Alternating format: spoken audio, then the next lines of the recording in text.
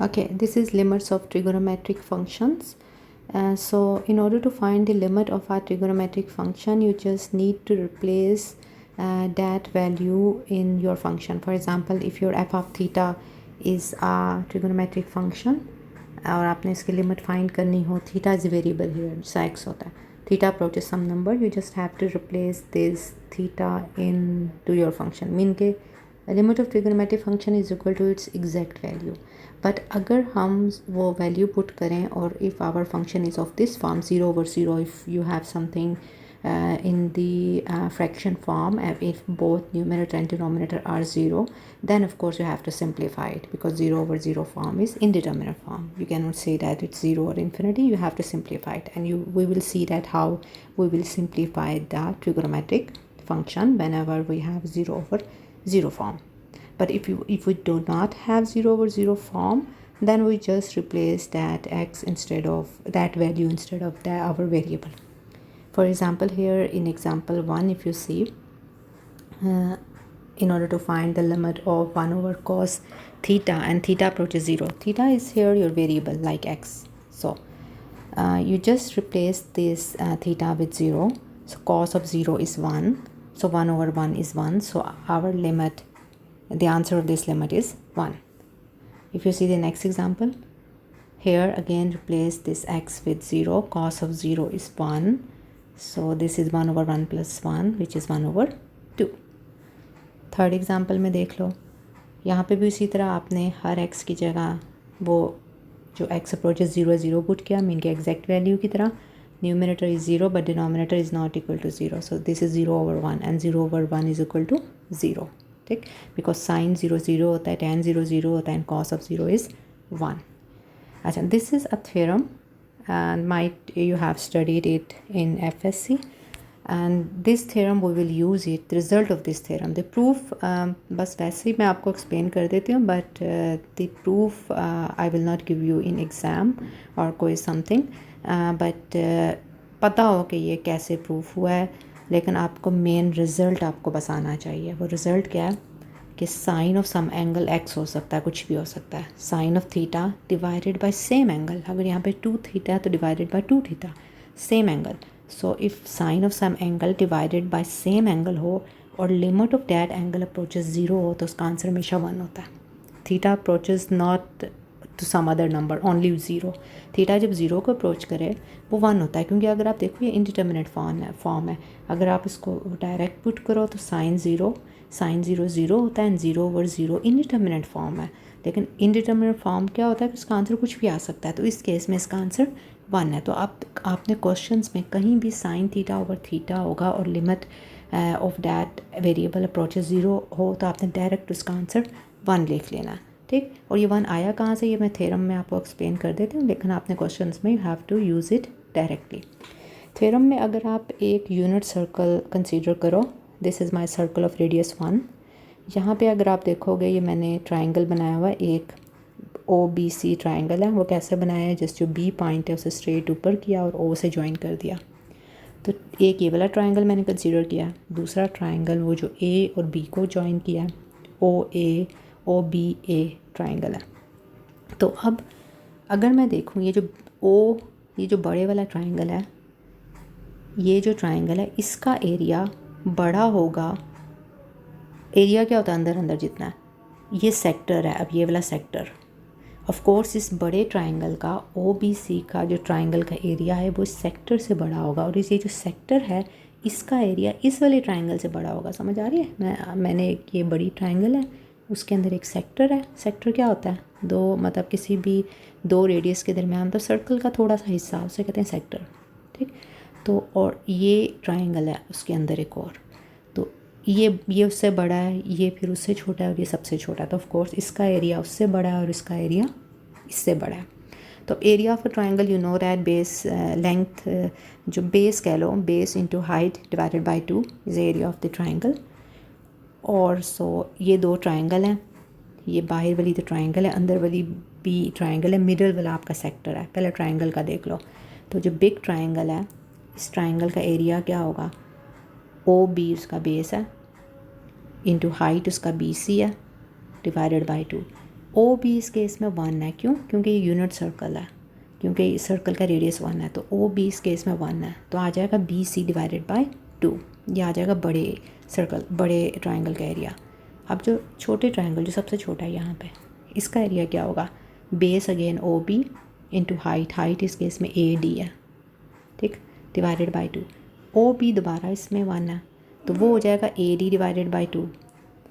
और अब रह गया सेक्टर का। अब सेक्टर का एरिया क्या होता है?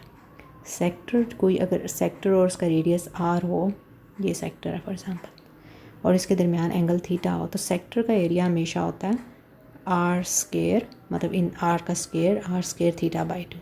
This is the area of a sector. इस केस में आर 1 है बिकॉज द रेडियस इज़ 1, तो हो जाएगा थीटा बाई 2।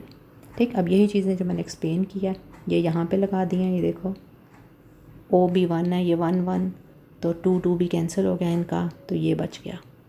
ठीक, अब इसके बाद इनमें जस्ट वैल्यूज़ पुट की हैं। बी सी की वैल्यू निकाल के पुट किया है और ए डी की। बी सी की वैल्यू जब हम निकाली, हमने ये इस बिग ट्राइंगल से निकाली है, तो हमें ये पता है ये 1 है, ओ बी 1 है, और हमें ये लेंथ चाहिए। तो अगर मैं tan लूँ, क्योंकि tan होता है परपेंडिकुलर ओवर बेस, तो ये दो साइड्स यूज़ होंगी, एक गिवन है दूसरी फाइंड हो जाएगी, तो tan थीटा आ जाएगा this side over 1। So it's mean कि बी सी हमारा tan। ठीक, और जो छोटे वाले ट्रायंगल में अब हमें और क्या चाहिए? ए डी भी चाहिए। ए डी मीन के जो छोटा ट्रायंगल था, ए डी, ये लेंथ चाहिए। ठीक, और ये लेंथ चाहिए, और आपको गिवन क्या है इसमें? ये आपको पता है 1 है, क्योंकि ये जो रेडियस है ये 1 है। इसका मतलब आपको ये चाहिए और ये गिवन है।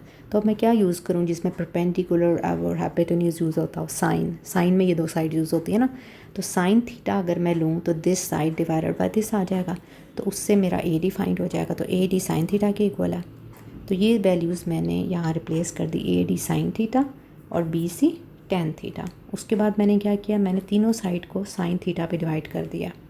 ठीक, साइन थीटा क्योंकि मेरा पॉजिटिव होता है 0 से लेकर 90 के दरमियान, तो साइन थीटा पे डिवाइड कर दिया। ये कैंसिलेशन के बाद 1/cos बन गया, ये थीटा और ये साइन कैंसिल होने के बाद 1 बन गया। इसको मैंने रेसिप्रोकल कर लिया, मतलब दोनों तीनों पे, तो जो इनइक्वालिटी है उसकी डायरेक्शन चेंज हो गई। अब मैंने लिमिट अप्लाई कर दिया। ठीक है, ये सारा कुछ करने के बाद अब जब लिमिट अप्लाई किया, 1 तो कांस्टेंट है, 1 पे जो लिमिट अप्लाई हुआ 1 रहेगा, और थीटा 0 है तो कॉस ऑफ 0 1 होता है, ये भी 1 हो गया, और इस पे लिमिट। अब यहाँ पे if you see sine theta over theta, इसकी जो लिमिट है वो 1 से लेस है और 1 से ग्रेटर है। ऐसा तो हो नहीं सकता, इसका मतलब फिर 1 के इक्वल है। यहाँ पे कह रहे हैं कि this is less than equal to 1, यहाँ पे कह रहे हैं 1 is less than is equal to. This is according to sandwich theorem. Sandwich theorem में होता है, फॉर एग्जांपल अगर आपको a is less than equal to x, फिर आगे से कहो x less than is equal to a, मतलब दोनों नंबर सेम हो उसके लेफ्ट एंड राइट पे, तो फिर वो जो मिडिल वाला नंबर है वो असल में उसी के इक्वल होता है, क्योंकि ऐसा पॉसिबल नहीं है वो एक ही नंबर से बड़ा भी हो और एक ही नंबर से छोटा भी हो, क्योंकि इक्वल वाला साइन भी आ रहा है, तो फिर हम इक्वल उसको कंसीडर करेंगे कि वो उसके इक्वल है। तो ये आ गया sine theta over theta is equal to 1, ये तो उसका प्रूफ आ गया। लेकिन अपने क्वेश्चन में इसको डायरेक्ट यूज़ करना है, कहीं भी साइन थीटा ओवर थीटा आ जाए और लिमिट थीटा अप्रोचेस 0 आ जाए तो 1 होता है। मतलब साइन अगर 2 थीटा है तो नीचे भी 2 थीटा होना चाहिए, और फिर थीटा अप्रोचेस 0 तो ये 1 होगा। अगर 2 नहीं है नीचे तो you have to multiply and divide by 2, तो मतलब जो डिवाइड करोगे वो यहाँ पे आ जाएगा, मल्टीप्लाई वाले को लिमिट से बाहर। This we will see in the questions. For example if you see example number 1, you have to find this limit. अगर आप डायरेक्ट इसमें पुट करो आप देखोगे 0/0 फॉर्म बन रहा है, इसका मतलब ये तो इनडिटर्मिनेट फॉर्म है। You have to simplify it. How we will simplify it? We will use that formula here. कौन सा? लिमिट ऑफ जो अभी हमने प्रूव किया, sine x over x approaches 0 is 1, ये हम यूज़ करेंगे। ठीक, लेकिन यहाँ per hour angle is 2x, यहाँ पर हमारा 2x है, नीचे x है, मुझे 2x चाहिए नीचे, तो मैंने क्या किया? डिवाइड कर दिया 2 से, in order to make it balance मैंने मल्टीप्लाई भी कर दिया 2 से। जो मल्टीप्लाई कर दिया वो लिमिट से बाहर ले गए, क्योंकि जो लिमिट का जो कांस्टेंट टर्म पे कोई इफेक्ट नहीं होता, वो अलग से बाहर चला गया। Now this limit is now 1 according to that theorem, this is 1, so 2 into 1 the answer is 2। ठीक, let's see the next example. tan theta divided by theta. tan theta 0 होता है, ये भी 0 हो गया नीचे वाला, ये इसका मतलब ये भी 0/0 फॉर्म आ गया. It's mean you have to simplify it. And how we can simplify trigonometric function? We can use that theorem sine theta over theta, but there is no sine in it, this is tan. लेकिन we know that tan होता है sine theta over cos theta. तो यहाँ पर if you replace this tan theta by sine theta over cos theta, और ये 1/थीटा वैसे ही आ गया. अब इस थीटा को अगर हम साइन के नीचे ले जाएं और इस कॉस थीटा को 1 के नीचे यू ले जाएं. अब लिमिट की प्रॉपर्टी थी कि जब मल्टीप्लिकेशन में लिमिट अप्लाई होता है तो लिमिट दोनों में अलग अलग, इसमें अलग अप्लाई होगा और इसमें अलग. फर्स्ट वाले में when you apply the limit this we know that 1 by that theorem, और यहाँ पे अगर रखोगे तो 1/cos ऑफ 0 होता है 1, द आंसर विल बी 1. ठीक. सिमिलरली आप ये देख लो question 1 minus cos of 0, 1 minus 1 which is 0 divided by x square, 0 का स्केयर. तो इट्स मीन कि अगेन 0/0 फॉर्म है. We have to simplify it. अगर 0/0 नहीं होता फिर जो आंसर होता है वही बस हमारा आंसर होता है. We do not have to simplify it. Simplify सिर्फ हम तब करते हैं whenever you have a 0/0 form. So यहाँ पे 0/0 फॉर्म में we have to simplify it. और ट्रिगोनोमेट्रिक में फंक्शन को किस तरह सिंप्लीफाई करते हैं हम, उसमें किसी तरह वो थ्योरम यूज़ करते हैं जो होता है sine x over x when x approaches 0 is equal to 1. लेकिन यहाँ पे तो साइन है ही नहीं, यहाँ पे तो कॉस है. लेकिन हम कॉस को साइन में कन्वर्ट कर सकते हैं because we know that 1 minus cos square is equal to sine square. ठीक. But here we have only 1 minus cos x.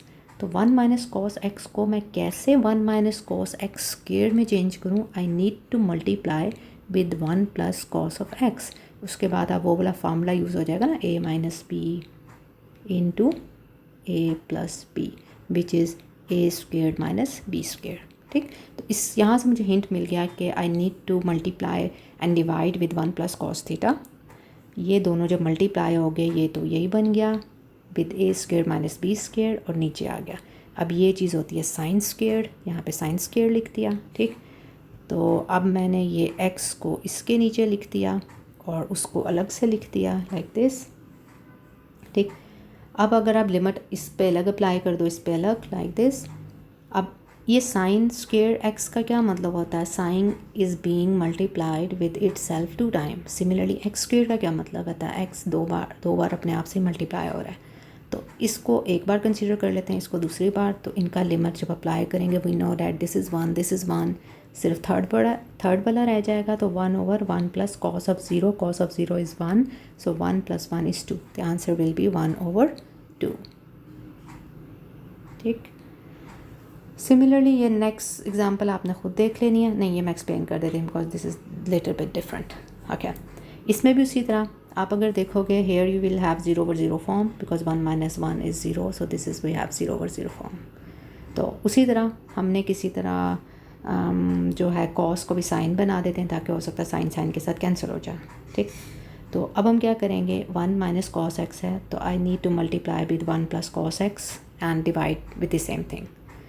नीचे वाला जो डिनोमिनेटर है that will be 1 minus cos square x and 1 minus cos square x is equal to sine square x. ये मैंने direct लिख दिया. ठीक.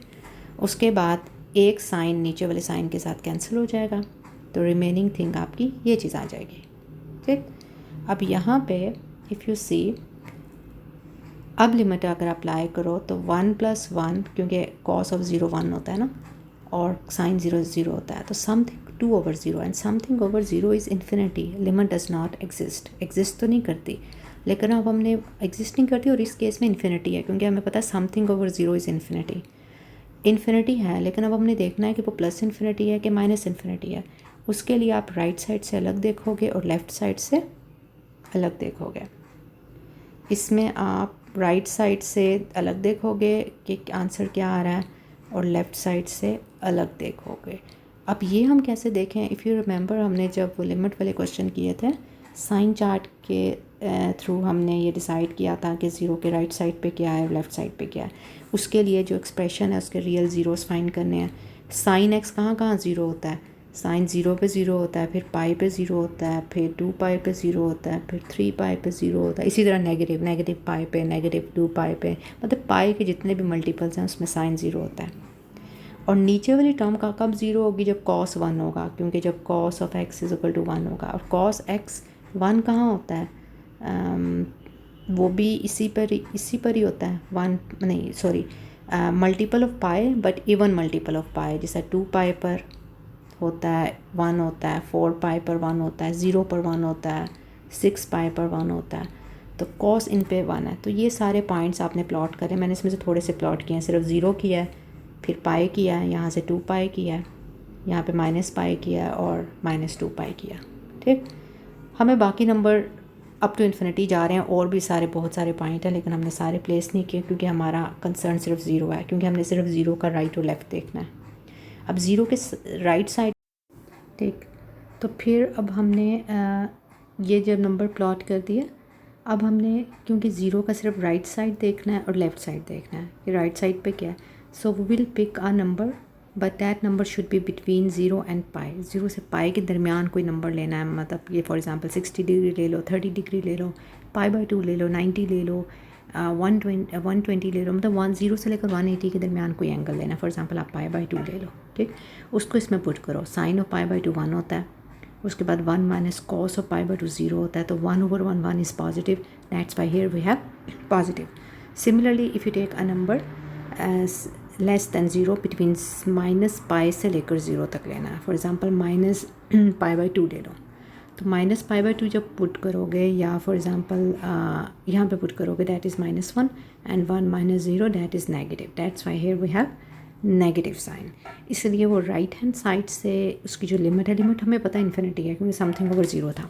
अब सिर्फ हमने साइन चेक किया, तो from right side it's +∞ and from left side is -∞।